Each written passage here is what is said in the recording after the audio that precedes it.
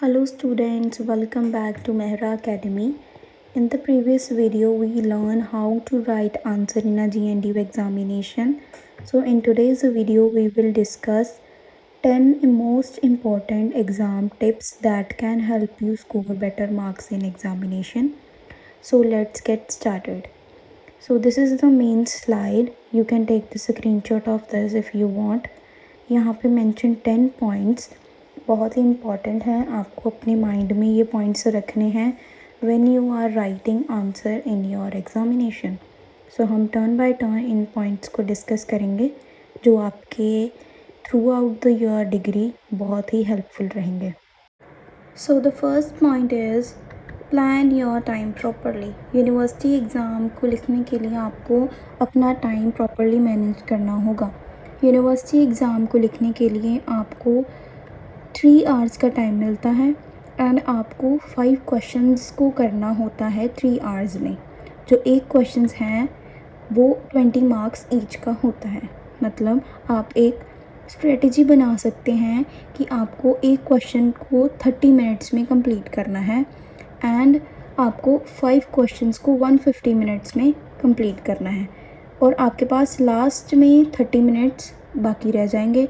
उसको आप यूटिलाइज़ कर सकते हो अंडरलाइन करने के लिए, प्रेजेंटेबल बनाने के लिए आंसर को.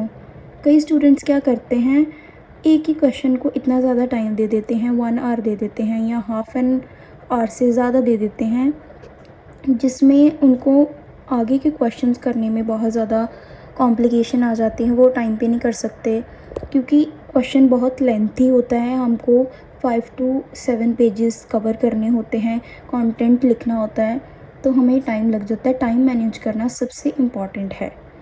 और आपके लिए एक नोट है, in the next video I will discuss the complete GNDU question paper structure कि GNDU में क्वेश्चन पेपर एक्चुअल में आता कैसे है. So please stay tune for the upcoming video. So the second point is choose question wisely. सबसे पहले आप question paper ले रहे हैं, रिसीव कर रहे हैं, तो 2-3 मिनट लेके पूरा क्वेश्चन पेपर रीड करें.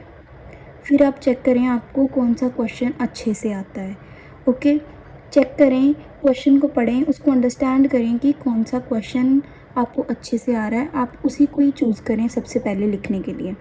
ओके, कुछ स्टूडेंट क्या करते हैं कि पहला क्वेश्चन देख रहे हैं, वही लिखना स्टार्ट कर देते हैं.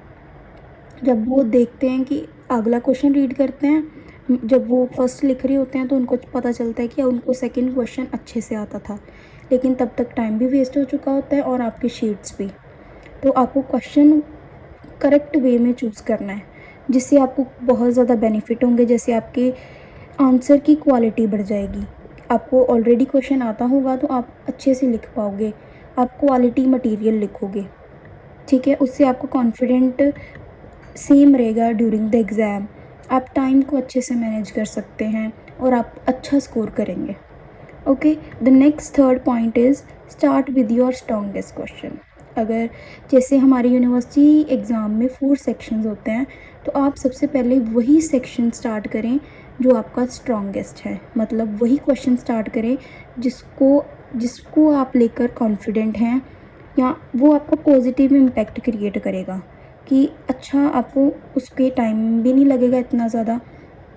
आप थोड़े टाइम में ज़्यादा कंटेंट लिख सकते हैं, फिर बाकी क्वेश्चंस के लिए आपको ज़्यादा टाइम मिल जाएगा. तो स्ट्रॉन्गेस्ट सेक्शन से आपको क्वेश्चन को आंसर को स्टार्ट करना है. Okay, the next point is right neat and clearly. आपको जो क्वेश्चन का आंसर आप दे रहे हैं उसको साफ़ सुथरा लिखना है, नीट एंड क्लीन लिखना है, प्रॉपर स्पेसिंग यूज़ करनी है, क्लियर हैंड राइटिंग यूज़ करनी है, अननेसेसरी कटिंग्स को अवॉइड करना है, ओवर राइटिंग तो बिल्कुल नहीं करनी. कई बच्चे क्या करते हैं, कट करा, कोई स्पेलिंग मिस्टेक हो गई, उसके ऊपर ही लिख देते हैं. वो नहीं करना है आपको.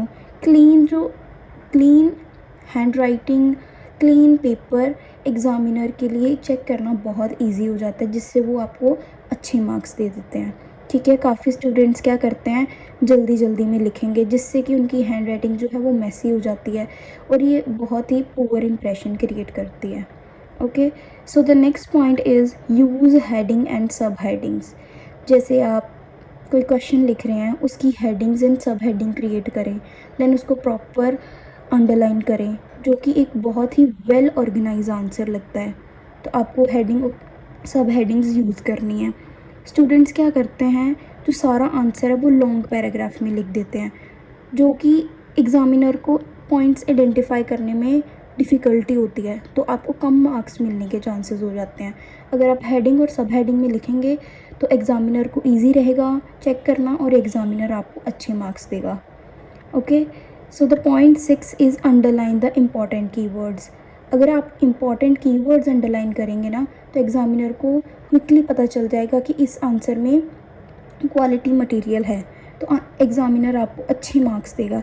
कई स्टूडेंट्स क्या करते हैं, पूरा का पूरा सेंटेंस ही अंडरलाइन कर देते हैं, वो नहीं करना है आपको। कीवर्ड्स आप अंडरलाइन करेंगे ना तो वो ज़्यादा बेनिफिशियल रहेगा आपके लिए।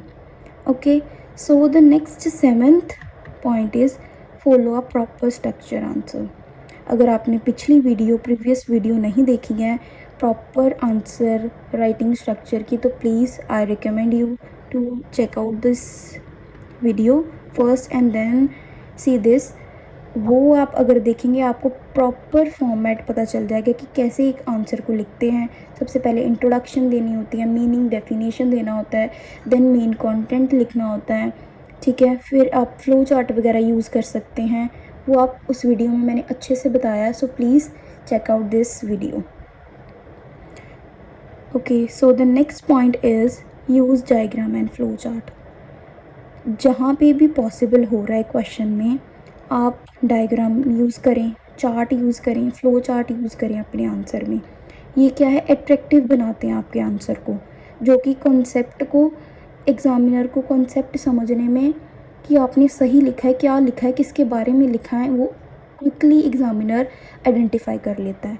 ओके, स्टूडेंट्स काफ़ी लेंदी एक्सप्लेनेशन लिख देते हैं, डायग्राम यूज़ नहीं करते हैं। लिखा उन्होंने बिल्कुल सही होता है लेकिन उनकी प्रेजेंटेशन नहीं होती है आंसर की, तो उनको कम मार्क्स मिलते हैं। अगर आप अच्छे से लिख रहे हो, फ्लो चार्ट्स वगैरह बना रहे हो, तो आपको अच्छे मार्क्स मिलेंगे, ठीक है। ज़रूर हर एक आंसर में डायग्राम और फ्लो चार्ट बनाना ज़रूरी है। सेकेंड लास्ट पॉइंट है right a short conclusion. At the end of every answer आपको एक रिलेवेंट और शॉर्ट कंक्लूजन लिखना है। कंक्लूजन में आपका जो मेन क्वेश्चन है ना उसके आंसर का शॉर्ट में समरी लिखनी होती है आपको, कि आप क्या कंक्लूड कर रहे हो फ्रॉम द अबव डिस्कशन। जो आपने क्वेश्चन में पूरे 5 to 6 पेजेस लिखे हैं, उसमें एक्चुअल में आपने किसके बारे में बताया है, ठीक है, वो लिखेंगे। वो क्या एक प्रॉपर एंडिंग दे देता है आपके क्वेश्चन को। कुछ स्टूडेंट क्या करते हैं कि लिखते ही नहीं है कंक्लूजन, ठीक है, वो उनका आंसर जो है वो इनकम्प्लीट लगता है। अगर आप कंक्लूजन लिखेंगे तो आपका एक क्वेश्चन कंप्लीट लगेगा। ओके, ये बहुत ही इम्पॉर्टेंट टिप है कि आपको ये कंक्लूजन हर क्वेश्चन में ज़रूर लिखना है। लास्ट पॉइंट है रिवाइज बिफोर सबमिटिंग।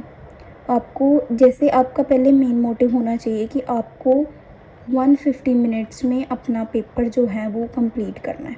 जो लास्ट के 30 मिनट्स होंगे उसमें आपने अपने जो क्वेश्चन लिखा है उसके आंसर को अंडरलाइन करना है, कीवर्ड्स को प्रेजेंटेबल बनाना है, फ्लो चार्ट को डेकोरेट करना है, और जो भी आप पॉसिबल कर सकते हैं, कोई भी मिस्टेक है उसको रिवाइज़ कर सकते हैं, कोई क्वेश्चन आपका छूट गया है उसको लिख सकते हैं। अगर आपका टाइम टू टाइम हो रहा है क्वेश्चन आंसर आप कंप्लीट कर रहे हैं, तो वो आपकी फिनिशिंग टच नहीं दे पाएंगे अपने पेपर को। कोशिश करनी है आपने कि कम से कम एक आंसर को 30 मिनट्स ही दें, ज़्यादा मिनट्स नहीं दें। अगर 45 हो रहा है एक आधे क्वेश्चन को तो इट्स ओके। लास्ट में आपके पास 10 to 15 मिनट रिवीजन के लिए और अपने आंसर को वेरीफाई करने के लिए होने चाहिए, और अपने आंसर को प्रेजेंटेबल बनाने के लिए ज़रूर होने चाहिए। Okay, that's all for today's video. Thank you for watching this video. Subscribe, like and comment on this video. Also comment for the upcoming video you want.